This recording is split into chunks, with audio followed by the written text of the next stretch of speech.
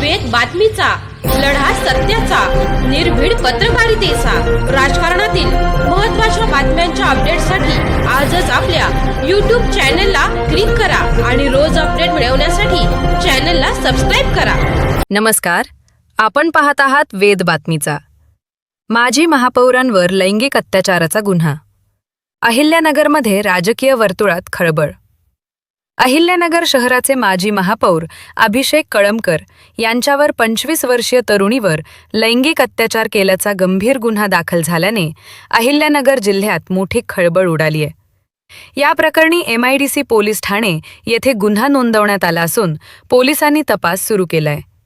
सदर तरुणीने दिलेल्या तक्रारीनुसार शाळेत नोकरी लावून देण्याचे आमिष दाखवत कळमकर यांनी तिच्याशी संपर्क साधला.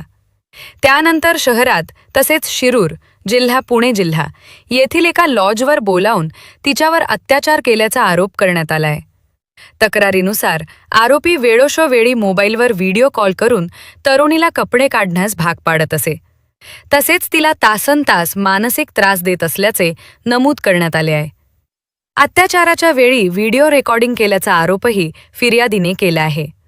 हे व्हिडिओ सोशल मीडियावर व्हायरल करण्याची धमकी देत ब्लॅकमेल करून वारंवार अत्याचार करण्यात आल्याचा दावा तक्रारीत करण्यात आला आहे. पीडित तरुणीने काही व्हिडिओ स्वरूपातील पुरावे पोलिसांकडे सादर केल्याची माहिती समोर येत आहे.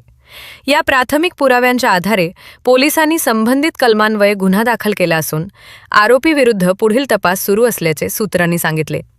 दरम्यान कळमकर हे राष्ट्रवादी काँग्रेस शरदचंद्र पवार पक्ष या पक्षाचे शहर जिल्हाध्यक्ष असून माजी महापौर म्हणून त्यांनी कार्यभार सांभाळला आहे.